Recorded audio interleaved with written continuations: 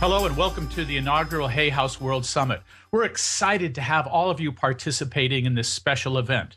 My name is Greg Sherwood, and I'm very happy to have author and teacher Deepak Chopra with me.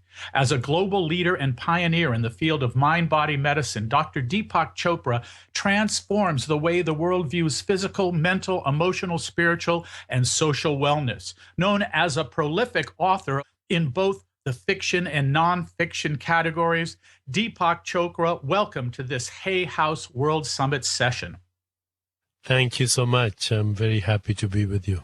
And I'm happy that I don't have to read off every one of your best-selling books. We'd take up the entire hour together. I think you must write a book or two every year. They can't keep up with you. I do about 3 books a year, yeah. It's extraordinary. And I know that you're very soon, or just came out, a book with you and your brother talking about your shared experiences in America and the success both of you have enjoyed growing up together in India and then coming to the States. Yeah, it was a fun book to write. And the book that I most recently read of yours was a book, another collaboration of yours with Dr. Rudy Tanzi, Harvard professor, specialist in Alzheimer's and sort of world-renowned neuroscientist. The two of you got together and looked at the connection of the brain, and you brought your spiritual and medical experience to Rudy's extraordinary scientific background in the area of neuroscience. And it really was an extraordinary book, and I'm happy to say that the show you did for PBS has become one of the most successful fundraisers in recent times for the network. So we're very proud to have you on the air doing the good work that you do. Thank you so much. Now, Deepak, as you know, the job and the charge of this hour, this Hay House World Summit, is to take the best knowledge that you can share within a relatively short period of time, just 1 hour, and give our listeners some insights that you can share with them that you can really, they can leverage into their life effectively, and perhaps get them closer to living a life that is more congruent with how they'd like to feel and be in the world. I know that you are a great champion of all of us being here now in the present, not living in the past, not obsessing on the future. And maybe we could focus on how we can help people get more successful at living in this present moment. Well, I think we should start off with your mention of my collaboration with Rudy Tanzi, who's not only one of the world's most prominent neuroscientists, but also he's the director of the genetics lab at Mass General Hospital at Harvard Medical School. He's discovered most of the genes for Alzheimer's, and he's a candidate for the Nobel Prize.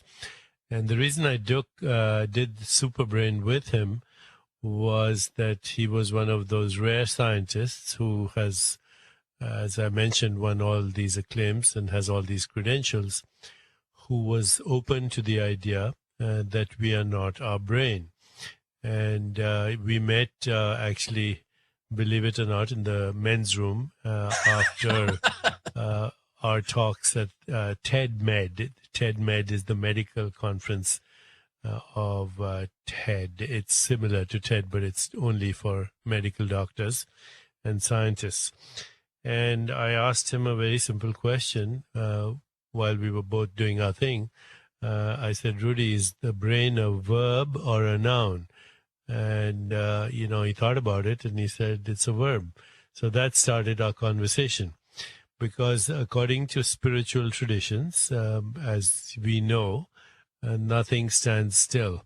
Your body is constantly in dynamic exchange with the elements and forces of the universe. Every cell in your body is simultaneously dying and being born, so that there is universal flux, and we are part of it. And this raises many questions. When scientists study the brain or they study the body, what they're doing is they're taking, in a sense, snapshots of observations, and then they're making, evaluations and judgments about what they observe, frequently not realizing that a snapshot of observation is not the total activity. It's like taking a photo and saying that's you, but obviously you're not your photo. All of science has, until recently, been based on what is called reductionism, and that's how we look at the brain. So if your brain is in activity, what is influencing that activity? And the answer is you are, and you are not your brain. And this is where we picked up our conversation when we started to collaborate on the book. So if your brain is in activity, it's not a noun, it's a verb. And who's orchestrating this activity? It seems you are. How are you doing it?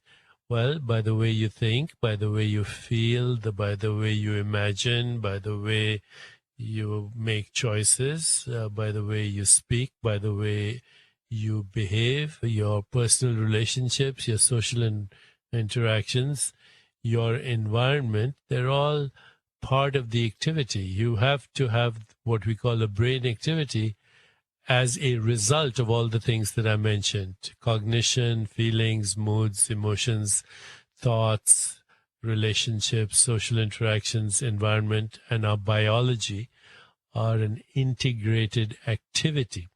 So you say, okay, but where's the you that is orchestrating this activity? And that leads us directly into what we're in a way going to talk about. What's your real identity? If you think your real identity is your body, well, your body is just recycled earth, water, and air, and it's not the same as it was last year. So which one are you talking about? If you say I'm my mind, then of course most of our thoughts that we have, including most of this conversation, is going to be recycled information.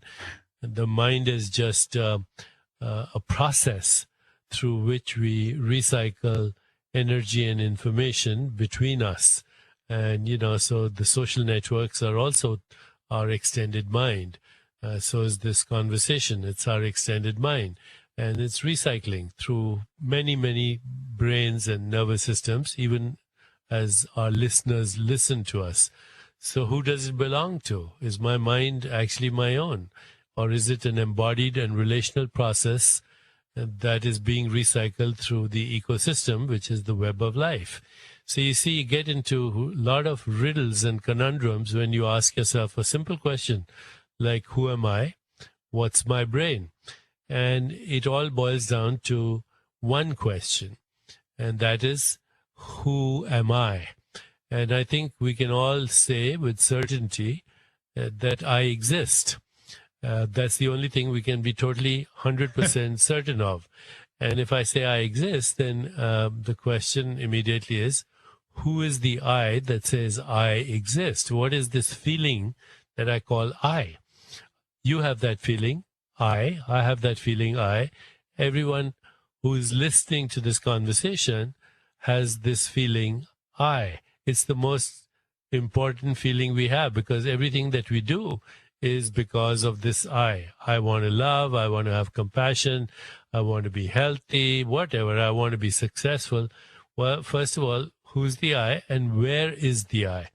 And, science is faced with a big conundrum with this also, because there's no I that can be found in the brain or the body. There's no location where it says, this is me.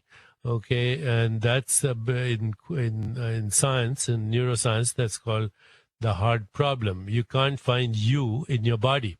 So whilst the entire New Age movement is fascinated with so-called outer-body experiences, we actually don't have a scientific explanation for an in-body experience.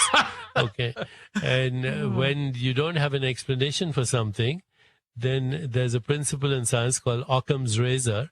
And that says that when there is no explanation, then find the simplest explanation.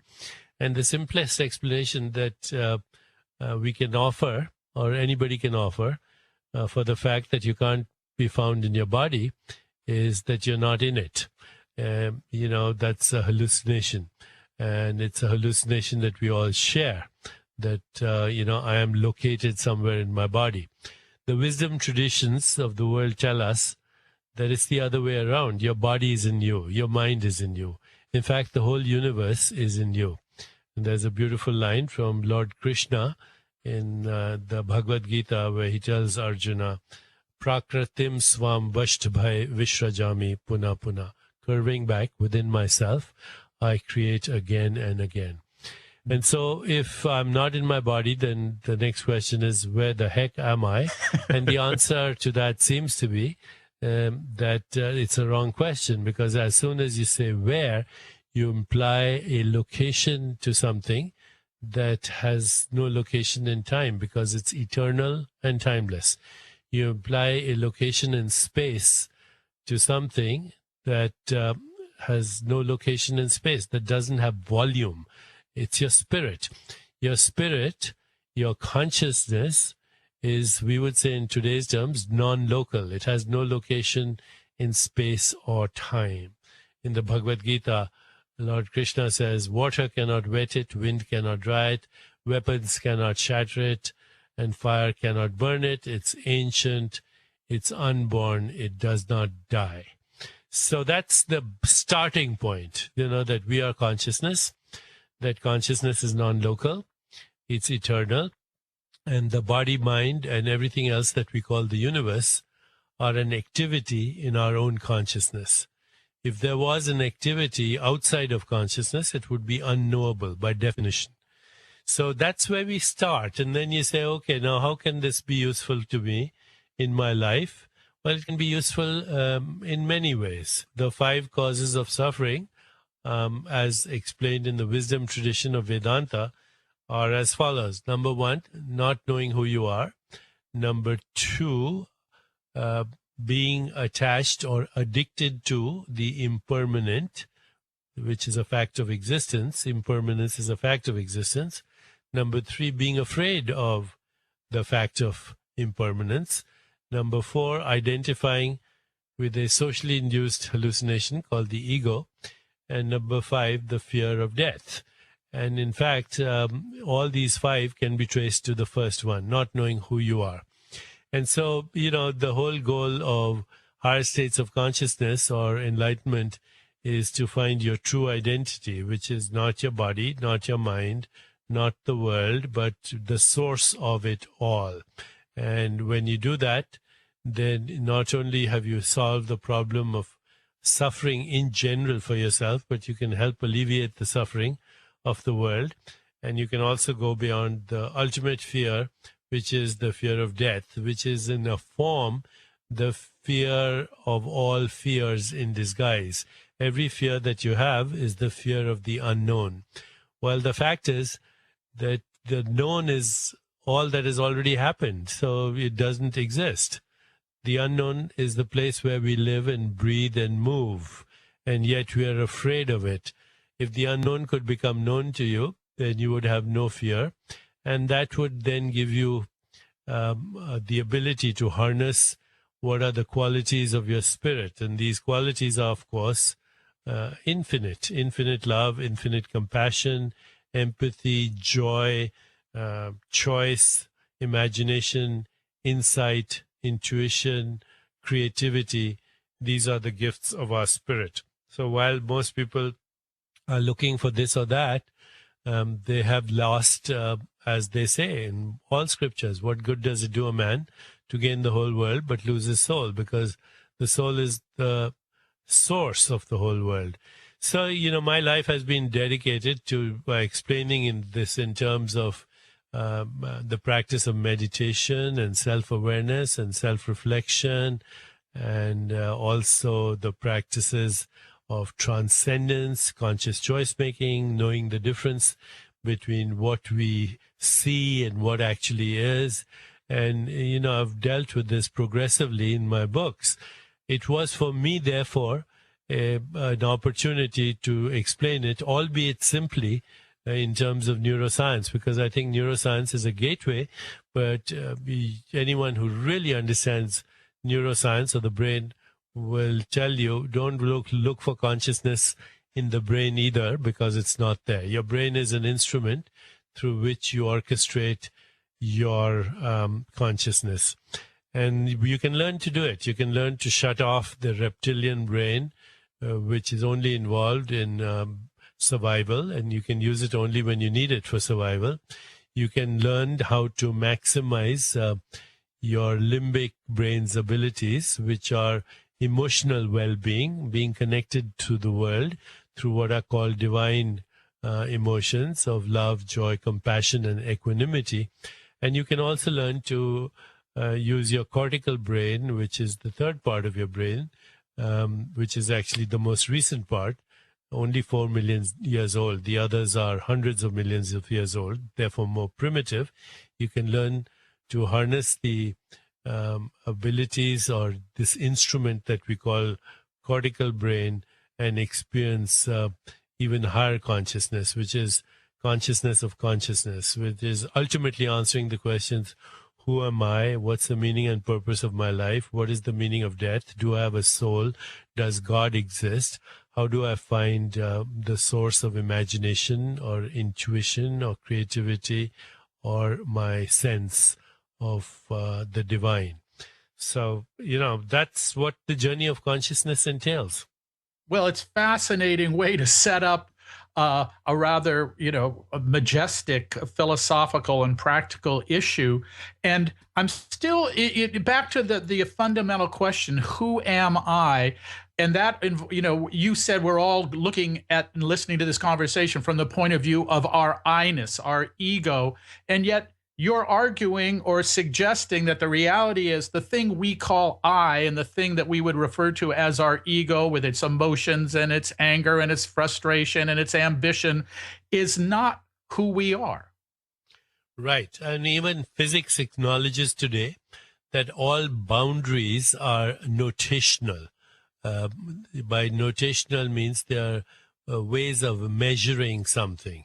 So, whether I'm measuring a molecule or I'm saying I'm going to meet you at the corner of 56th and Broadway, these are notations. And what notations do is they create boundaries and they create maps by which life becomes convenient. If I didn't tell you to meet me at the corner of Broadway and 56th in New York City, we might physically never meet. So notations are useful, but what we forget sometimes, that at the most fundamental levels, there are no boundaries in the physical realm. If we go to beyond the quantum realm, then there are no boundaries. So even a subatomic particle becomes a wave of potential, and that at the most fundamental levels, there are no boundaries between your skin and the universe, between you and what you call your mind, or you and what you call your body, or you and what you call your universe. And since there are no boundaries, period, your true self, which is the I, also has no boundaries. It's infinite, it's eternal, it's non-local. It has no existence in space-time. That is, of course, the experience that everybody talks about as the experience of unity consciousness or enlightenment. But there are steps to it. You start with small steps. You get rid of the step between me and you as we perceive ourselves. And that comes through cultivating attitudes like love, compassion, joy, empathy, equanimity. Why are these called divine attitudes? Because they connect you and me and at least start to break down some conceptual and perceptual boundaries. So that is the way of love. Okay, the second way is the way of meditation. Now, there are several kinds of meditations. So the second way, the first, by the way, is called the yoga of love. Yoga simply means finding your source. So getting in touch with your source. So the first is called the yoga of love. The second is called the yoga of stillness or meditation. But it's also called the Raj Yoga because it's the royal yoga translated. This comes from learning to quieten your mind and go beyond your internal dialogue or your thought process. And when you do that, you realize that it is thought that is the culprit. Thought is the one that's creating the boundary. There are many, many techniques for transcendence, as we call it, or Raja Yoga, or deep meditation that allows you to go between beyond your thought process, or in the gap between your thoughts. You can start very simply by simply paying attention to your breath, or by repeating a mantra such as aham, which simply means I am, mentally, or by asking yourself, who am I, and just letting it go into silence, or by being aware of the sensations in your body, or paying attention sequentially to the five senses: sound, touch, sight, taste, and smell, or by witnessing your mental space, or by being aware of the web of relationship that you are a part of, whether it's your family, your friends, your social interactions, your business colleagues, the city you live in, the ecosystem, the earth, the planetary systems, the solar system, all the way across into the Milky Way galaxy, Andromeda, and all the way to the cosmic horizon, 47 billion light years away. Everything has to be exactly as it is for you and I to have this conversation. So there are many ways, and that's the first I've mentioned. These are different forms of meditation. That's why it takes me 2 hours to get through my meditation every morning. The third way is to actually understand the way things work. It's the yoga of knowledge. The yoga of knowledge simply says, why don't you try and figure it out? There's a lot of knowledge these days on how nature behaves, how nature is an activity, that nothing is there that exists by itself. In fact, there are no parts. What we call the part is a pattern of behavior of the whole. So at our center, we teach what is called systems biology. We don't look at the body as its part, but we look at the so-called part in terms of the behavior of the whole. And then this influences how we eat, how we breathe, how we think, how we feel, everything. Our entire way of being in this world changes to what is called mindful living. And mindful living is just the awareness and the responsibility to choose your experience of life in this very moment. For the eternal now is all you have. So I'll repeat that. Mindful living is just the ability to choose what and how you experience life in this very moment, because the eternal now is all you have. The rest is imagination. It doesn't exist. So, we're not talking about anything esoteric or abstruse, but there are ways to cultivate this mindful living, which I have explored with you in the last few minutes. And there are ways of getting this knowledge through physics, through chemistry, through systems biology, through the new astronomy, which tells us that, only 0.01% of the visible universe is atoms or atomic matter, which reflects light or absorbs light or emits light. 70% of the universe is dark energy. We have no way of knowing what it is at the moment. 20%, 25% is dark matter. And the only reason we call it matter is that it bends space-time in the way regular matter does, but it does not reflect or emit light as well. So we have no idea what it is. It may be unknowable because we can only interact with matter that is atomic, the elements of the periodic table. So when you boil down to it, the entire universe with its stars, galaxies, and all these galactic systems with billions of stars, and now they say trillions of planets, is actually 0.01% of the universe. The rest is interstellar dust and the unknowable. So when you realize that through science, you are basically immediately struck with astonishment, wonder, humility, and surrender. And that's the way of knowledge as well, the knowledge that actually takes you beyond your ego. And finally, there's what is called karma yoga, which is the way of action, where you do what needs to be done and surrender the results to the unknown, aligning your intentions with the evolving universe. So, people spend their lives doing this, And it's the journey that counts, because it's a very enjoyable journey as you break down your perceptual and conceptual boundaries that we have created through the conditioned mind. And the conditioned mind is the source of all suffering in the world.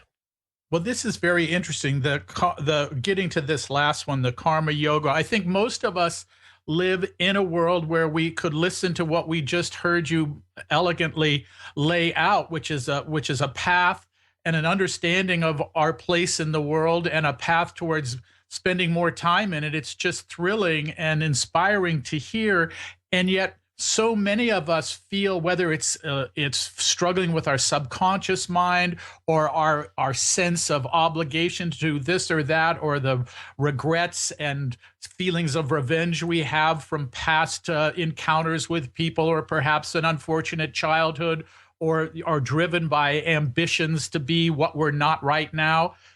Is there a way to really kind of undo that Gorgon knot of ego and sense of I'm being stuck? And because what you talked about sounds like such a relaxed, open-hearted, loving space, but most of us maybe we've had moments of glimpsing of it, but we seem to spend most of our days in an entirely different space. How do I get out that door? First of all, realize that that's the cause of all suffering. And that's personal suffering, but it's also the cause of all suffering in the world. War, terrorism, destruction of the ecosystem, extinction of other life forms, risking our own extinction with atomic warfare, or these days information warfare or biological warfare, everything that we call social injustice, poverty, economic injustice, all the issues that we're dealing in the world are the separate conditioned mind playing itself out in collectively. So first you have to be aware that, you are the cause of your suffering, and you're also contributing to the suffering of the world. Secondly, I'd like to use Krishnamurti's great advice. He said the highest form of human intelligence is the ability to observe yourself without judging yourself. So that is something anybody can practice. Before you react to somebody, you observe your reaction to react. And if you do that, you won't react in most cases. And if you do, at least the viciousness or the violence of that reactivity will dissipate. So I use what is called the STOP formula, S-T-O-P. S is stop, T is take a few deep breaths, smile everywhere in your body, observe your body, O stands for observe, and now proceed with compassion, kindness, and creativity. And you can do that anytime. Okay, so you learn to be the observer of yourself. But then you extend that. You observe not only your thoughts, and you take it one step at a time. You observe your behavior, your reactivity, your speech, and before you speak, if you just have a little intention that, I'll say only that which is necessary. I'll make sure that it is not violent or hurt anyone, and I'll make sure that it improves the quality of people's life. The only purpose of speech should be to create happiness in the listener. And, if we follow these things and one step at a time, it's not, you can't be enlightened in a day. It takes a long time for a fruit to ripen, but one day it does fall. That's fascinating. Now, so that's a wonderful sort of, I love that stop process, because that would it's sort of like Rudyard Kipling's that 60 seconds worth of distance run when you're having an emotional reaction to something.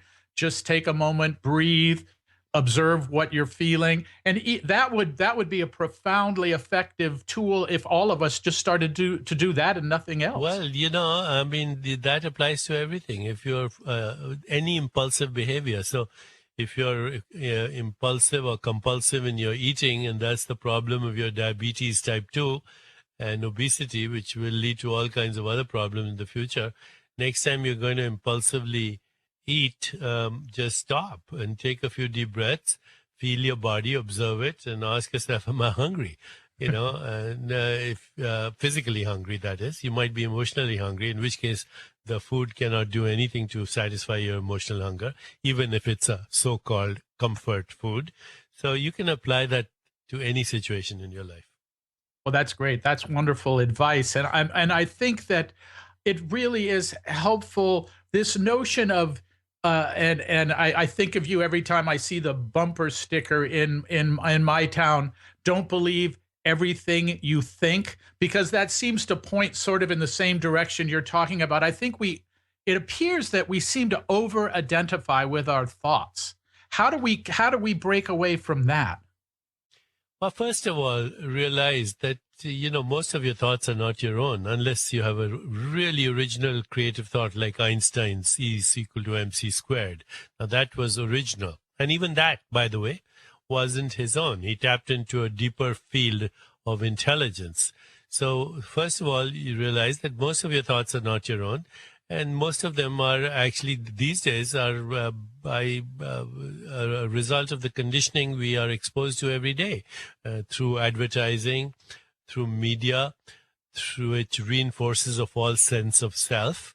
If you realize that your thoughts are not your own, but they're basically recycling through your brain at this moment, and that you can learn to actually say next. If you have a thought that's distressing, just say, okay, next, and wait for the next thought to occur. And if you like it, embrace it, or say next again.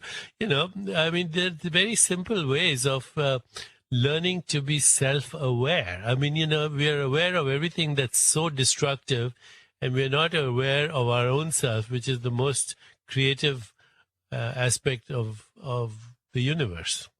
Well, it's interesting because when you say that, I wonder. I'm a baby boomer. You and I grew up in about the same generational space, and I grew up, and when I was studying in college and studying psychology, Freud still had a huge impact on how people understood the brain and how we live in the world. And the subconscious was a huge thing that we all, mused about and wondered about. What unconscious forces are propelling our activities, making us think what we think, making us do what we do, keeping us from the success or happiness we might otherwise have. Given the radical improvements in our understanding of the brain and our place in the world that have taken place over the last 3 or 4 decades, where do you see the subconscious in your teachings these days? Well, again, remember, these are words we have invented as human beings. So I like to say that subconscious is the collective conditioning. Your conscious mind is what you're aware of this moment in terms of your sensory experience, and what you're aware of this moment in terms of your thoughts, feelings, emotions, imagination, etc. And then there's the supra-conscious, which is beyond your conditioned mind and beyond what you're aware of this moment. The supra-conscious is actually, again, a domain of awareness which I would call spiritual, that we all have access to. And it's really what's where the action is. So, where the human body, for example, has 100 trillion cells, which is more than all the stars in the Milky Way galaxy. Every cell is performing 100,000 activities per second, and every cell knows, not only knows, but knows to correlate its activity with every other cell. Otherwise, your body would fall apart. So who's doing this? What's orchestrating this? How does a human body think thoughts, play a piano, kill germs, remove toxins, and make a baby all at once? Well, there is a deeper intelligence, and that deeper intelligence is the ultimate and supreme genius, which is mirroring right this moment the wisdom of the whole universe. And that's what our practice of enlightenment, or our journey to enlightenment, should be, to go into that realm. You have to clean out this conditioned mind. You have to be aware in this moment, but you have to transcend your thought process to tap into your higher consciousness. Again, there's a map for this. There's, in the Vedic tradition, we have what is called sleep awareness, dream awareness, normal waking awareness, soul consciousness, cosmic consciousness, divine consciousness, and unity consciousness, Brahman consciousness, which is enlightenment. And there are biological correlates to this. There are neural correlates to this, not all the way through, because people haven't even thought of these states of awareness. So we have biological correlates now for what happens in dreams, what happens, which is, by the way, your subconscious mind, what happens in deep sleep, what happens in normal waking state. We also have correlates now in brain for what happens in meditation when you're going towards your soul. But the rest of the higher states of consciousness, as I just outlined for you, do not have biological correlates because, first of all, most people are not aware of the map. Those that are living the lives of hermits or yogis and are not necessarily on this radio show with you. And furthermore, scientists are unaware that these states exist. Okay, so there's a journey to be taken, a big one. Well, it sounds like it. And just for clarification, you just mentioned the notion of a super consciousness, and you speak of the mind and the soul and the spirit. Is it fair to say, are those different qualities of the same thing, or am I mashing too many things together here? No, there are different manifestations of the same thing. So both in Ayurveda and Vedanta, you have a physical body, which is matter and energy. We use different terms for it, prana and annamaya kosha.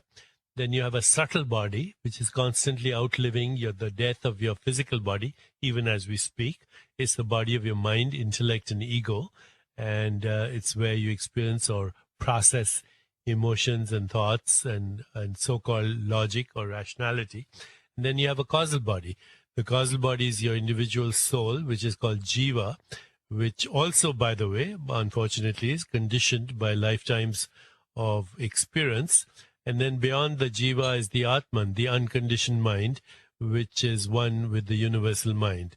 So there's a journey to be undertaken, from physical to mental to spiritual. We use these terms all the time, body, mind, and spirit. So what is the body? Well, the body is qualities of consciousness within consciousness. What's the mind? Subtle qualities of consciousness within consciousness. And what is the soul? Even subtler, till all the way to the realm of infinite possibilities, infinite creativity, infinite correlation, quantum leaps of evolution, and on and on. Well, and it's interesting to me because, I mean, obviously you are trained as a Western scientist, and in your recent work with Professor Rudy Tanzi, you sort of, it's an interesting dance that the two of you do. He is, grounded in science. You understand and have that vocabulary as well because you are indeed a scientist as well. But there was nothing that you learned or observed in looking at Dr. Tanzi's work that contradicts your understanding of these higher states of consciousness that science has yet to be able to describe, because either they don't have the tools for them or they're not even looking for them. I think once we start to look for them, we will have the tools. In fact, I just came back from a conference in India where there were 450 scientists, neuroscientists, physicists, and consciousness experts. The conference was called Toward a Science of Consciousness.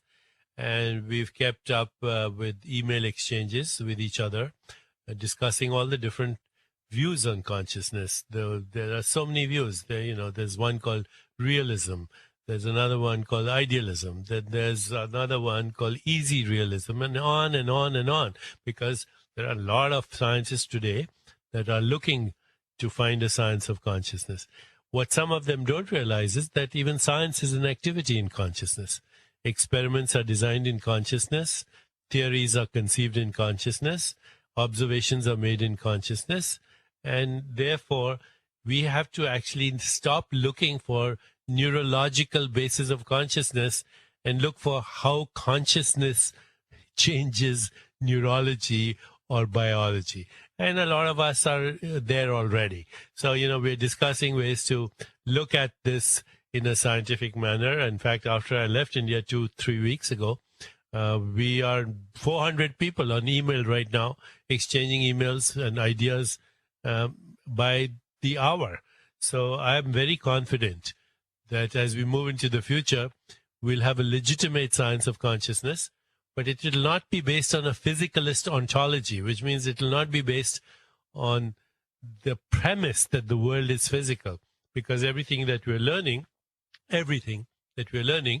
is that at its heart, the universe is non-physical. Even the technology we are using right now to speak to each other is based on the premise that the essential nature of the material world is that it's not material, that the essential nature of the physical world is that it's not physical, that the essential stuff of the universe is non-stuff. And we're getting there. It'll happen much faster than we think. Well, that's exciting. And, it's so amazing to me because you remind me of something you mentioned earlier, that there is no location for the mind. In fact, I remember asking Professor Tanzi himself, what does a memory look like in our brain? And he said, we don't know what memories look like in our brain. So it's something as tangible, seemingly physical and as tangible as our mind and or a given memory are really not even things that Western science, physical science, has yet to be able to even grapple with. Yes, and we do not know the cellular basis of memory. We do not know the cellular basis of thought, of anything that we call experience. If I ask you to imagine the color red right now, there's no color red in your brain. Okay, if I ask you to imagine anything, the face of your mother or the house you live in, you have an experience that is called qualia, but there is no image or sound or taste or smell in your brain. All that there is neurochemistry, and we know there's a relationship, but we don't know what it is. And it's time to ask not how do these neurochemicals create those experiences, but how you and your spirit manifests as the neurochemical behavior. And to me, just knowing those two facts that you just articulated sort of says it's such a new game. It's hard to believe. And I know you take shots from Western scientists and have over the years, although people seem to be coming around to your point of view rather enthusiastically, at least over time. The only person who used to take those shots was my ego. I don't mind those shots anymore. Well, but the thing is, it seems that the world is moving in a direction that really celebrates what you've been out in front of the troops over the past 3 or 4 decades, and happily the world is starting to ask the same questions in the same way that you're suggesting they need to be asked if we're ever going to find the answer. Yeah, I think it's a lot of fun. Well, I hope you're having a lot of fun. You always seem like you're having a really good time. And that brings up another point of something that's practical that people can do. You seem to be, and I've read many of your books, not all 70 of them, and I've seen hours and hours, and I've spent hours and hours conversing with you about many of your books over PBS programs over the years. You seem to be a very graceful, happy person. Can all of us hope to get there? Yeah, I think in our natural state, we are pure joy. That's it. Our natural state is one of joy. And yes, all of us should be there. It's the shortest journey. It's yourself. and so it isn't, and yet you talked about how it takes a while to learn. You're not going to get enlightened in a day, that you have to essentially unlearn lots of habits of mind that we all have. And yet it's a doable process for even those who aren't brilliant scientists, who didn't have the upbringing you had of living in 2 cultures and having a wonderful family support from your mom and your dad. You had a wonderful complex of things that as you look back on it, go, oh, no wonder Deepak is the wonderfully enlightened person he is. Look at the way his life unfolded, but you don't need to be Deepak Chopra to get there. No, but I would say you have to be diligent. Diligence means you have to pay attention.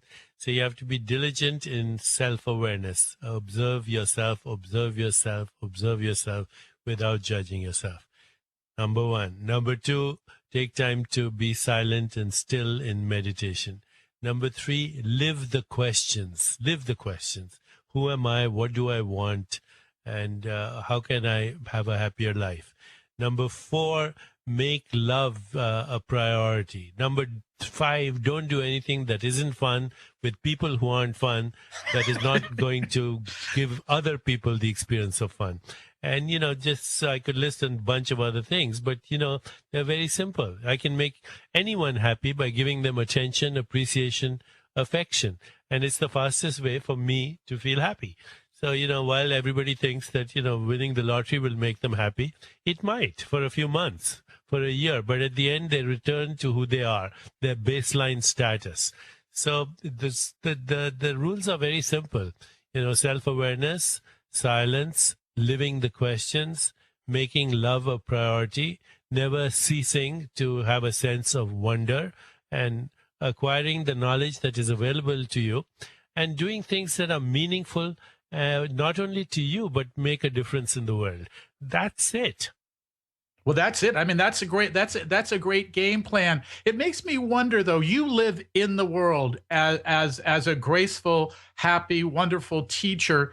Why is the tradition that when we think of, yogis and gurus who are living up on top of mountaintops, or they've become hermits and isolated themselves from the world, even I understand for the Buddha had that choice of just going away from the world, but chose to come back in it. Why do so many of these great teachers tend to disassociate from daily life? Okay, first of all, these people were luminaries and they were a minority, and these were different times. Today, we live in an information age where, imagine if Jesus Christ had access to PBS or something like that, or Oprah Winfrey. There are a lot of people who have access to the same information.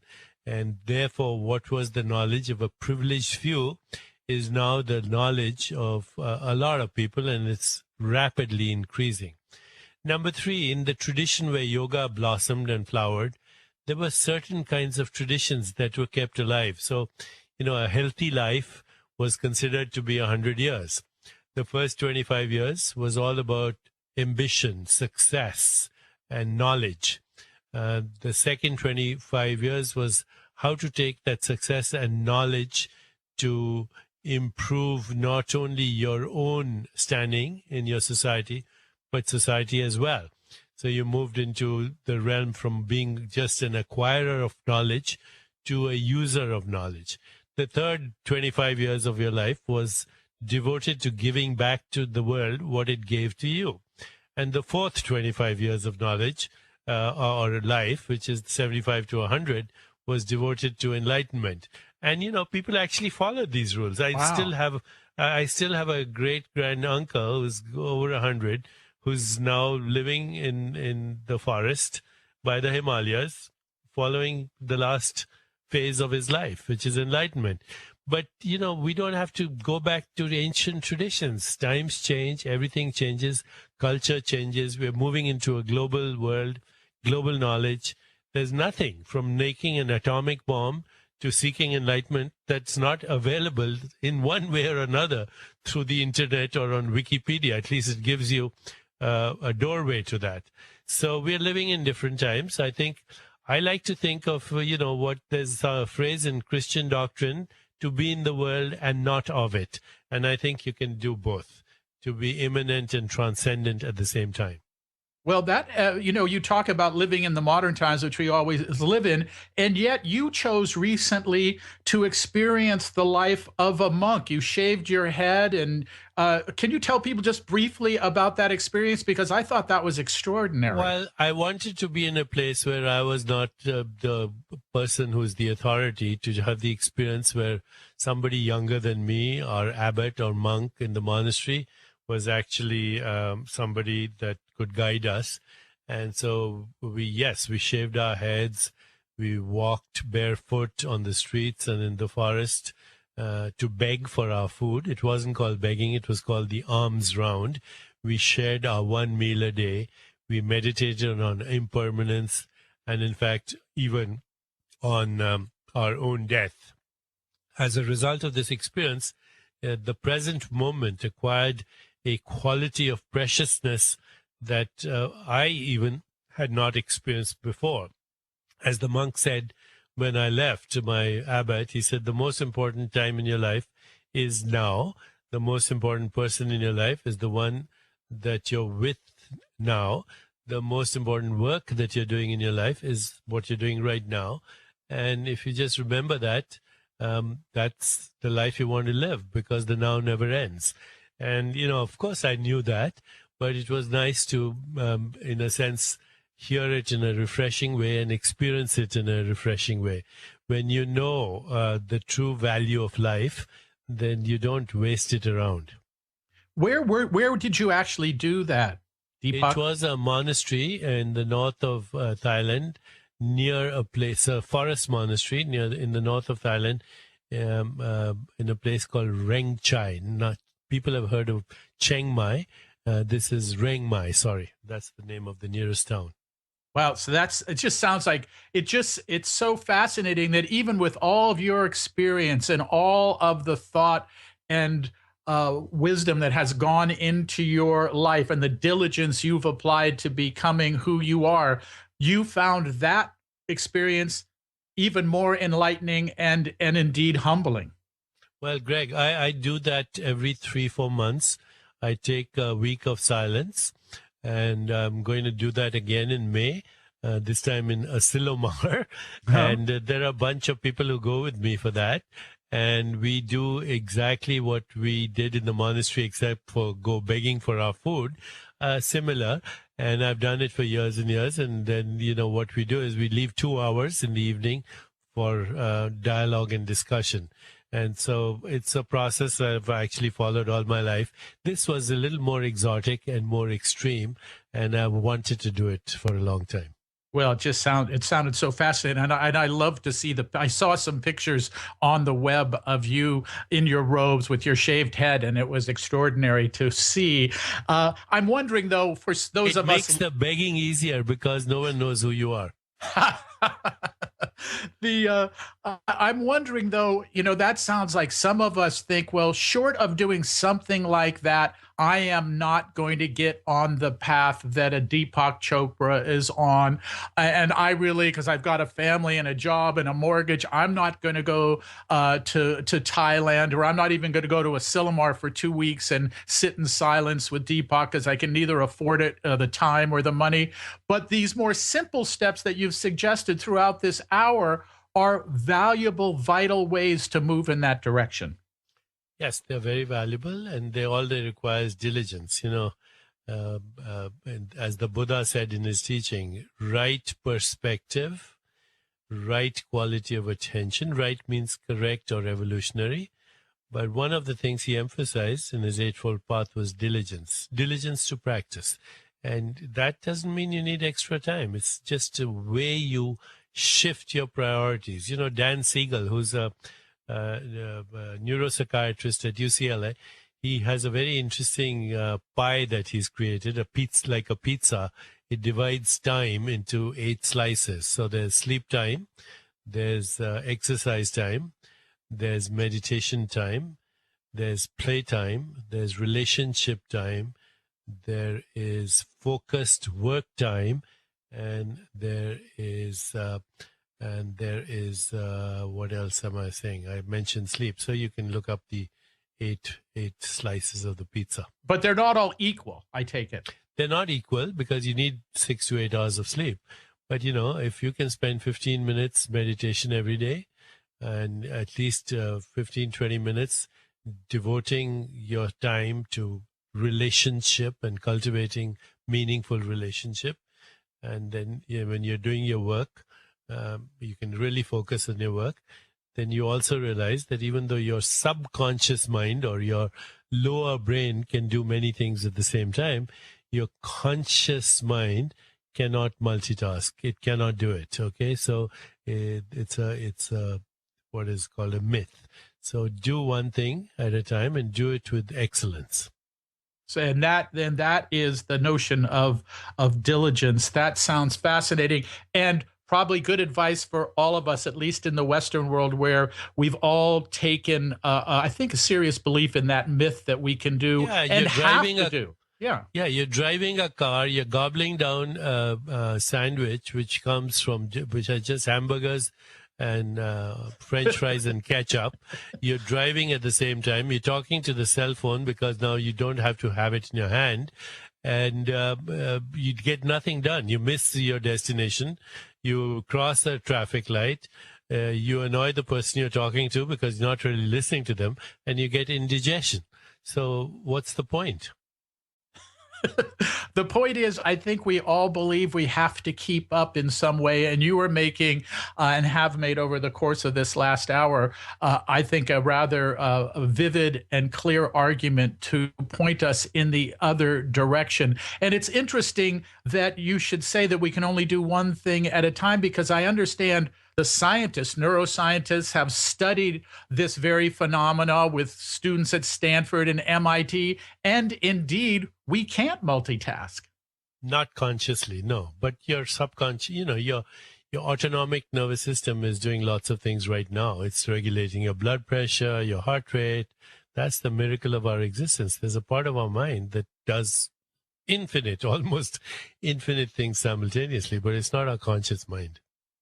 Now, before we have to say goodbye, Deepak, I'm going to ask you to reiterate those 5 steps again, because I think it's very interesting, because you said this is simply, if you were the coach of my life and you were going to give me a simple game plan, because we were never going to have a chance to have a conversation again, this one that started with judgment and silence. Can you just reiterate those 5 or 6 steps again? Because as we say goodbye to our listeners, I want this to be their charge, because I think this is as good a list as anybody's list I've ever heard. Okay, well, listen, I may have forgotten them, but I'll do my best, because number one is the highest form of human intelligence is the ability to observe yourself without judging yourself. So practice self-awareness. Practice also mindfulness of your body, mindfulness of the sensations in your body, the thoughts in your mind, the images that you experience, and your emotions. Do one thing at a time. Practice silence, a mantra meditation using something like breath awareness, or just repeating something like aham, which means I am. Live a life of questioning. Don't look for the answers, but live the questions, and life will move you into the answers if you live the questions when the time is right. Never forget to ask yourself, who am I? What do I want? What's my purpose? Cultivate relationships and love in every aspect of your life, and pursue excellence, ignoring success. If you do that, life will be much better. And I love the one that you mentioned earlier. Try to have some fun. Yes, I mean, I ask myself only 3 questions. Is it fun? Are the people doing this with fun? And is it going to improve other people's life so that they have more fun? Well, Deepak Chopra, this has been fun and indeed enlightening for me, and I'm sure for other listeners. Thank you for your time, and good luck with everything that you do. Thank you very much for having me, Greg. Thank you.